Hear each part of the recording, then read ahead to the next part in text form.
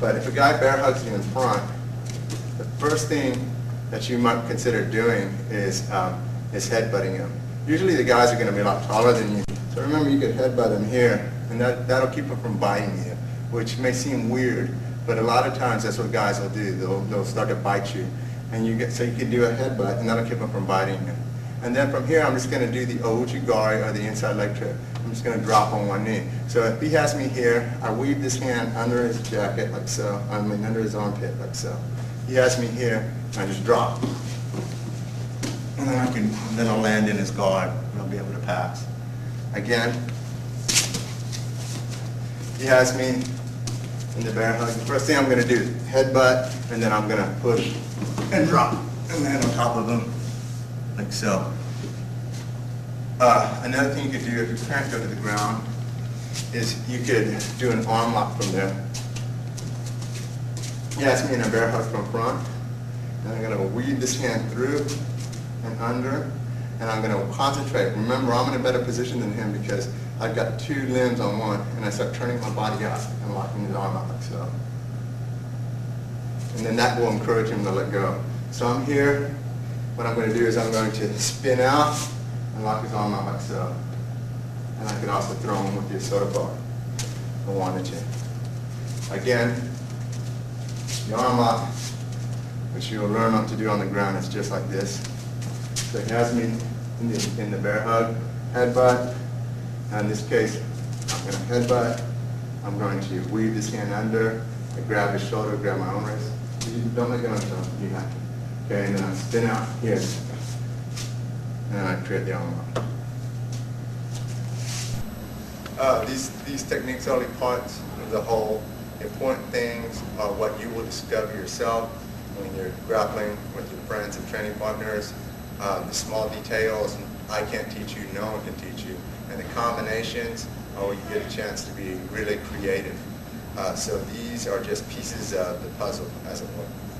Anyways, that being said, I'm going to start Blue 2 with the lateral mount.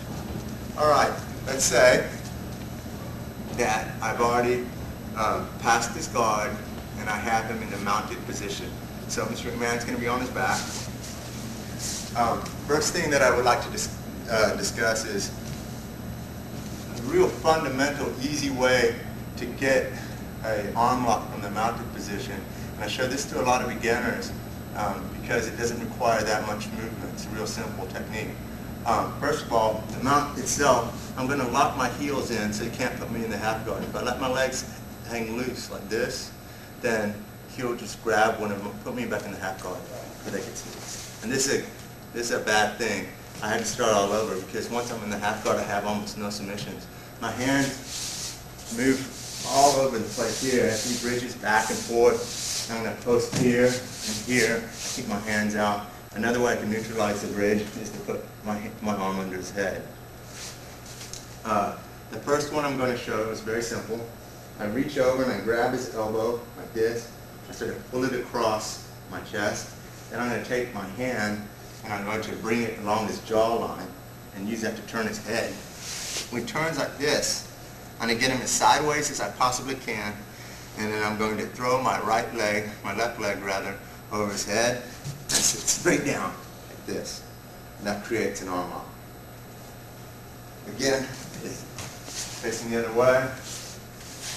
First fundamental technique from the mount.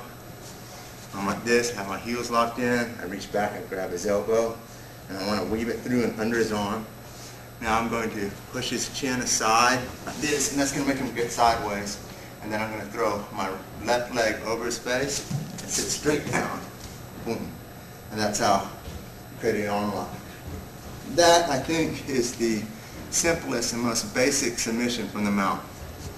As you fight at a higher level, you're going to have to refine those techniques. As you fight bigger and stronger people, it's important to be able to do a mount in a more refined style. And that's when the lateral mount comes into play. First of all, a drill that you can do to make your lateral mount get better is just switch from side to side. Here I'm going to put one hand on his shoulder, take the other hand and put it behind his elbow, and now I'm going to turn sideways, and I'm going to cup his other elbow and put my foot in and curl, squeezing in with my hamstring. It's very important.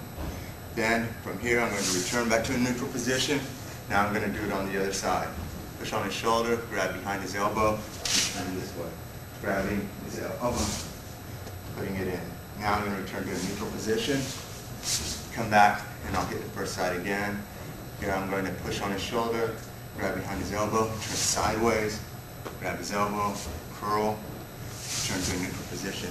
And keep coming back and forth like this until I learn how to get sideways quickly and effectively.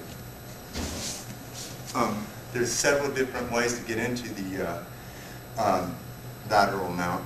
I think the simplest way, starting off, would be from the can opener, when I'm going to do a neck crank. And what I'm going to do is, first of all, I'm going to put my arm behind his head, like so.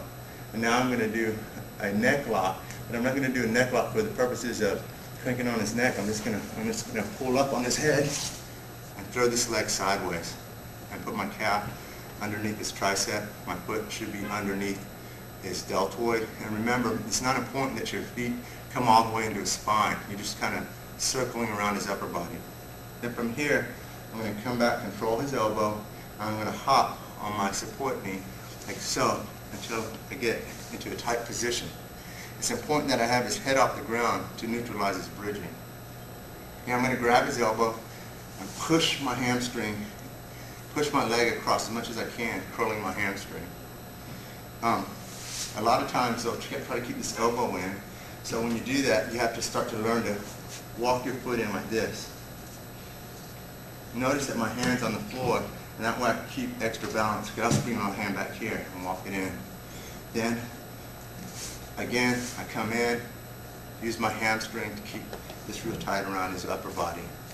The basic arm bar is like this. I come back, grab his bicep like so, take his bicep and curl it tightly into my abdomen, his head's off the ground, and I'm going to lean forward just a little bit to pop him up sideways. Keeping this in tight, I'm going to sit straight down and throw this leg over, like so.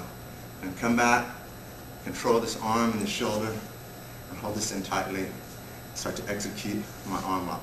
As I undo the arm lock, I'm going to uncouple my feet. The basic arm bar again, down to full speed. I'm here, here. I do my can opener. Top across, grab his bicep, and up, over, and back.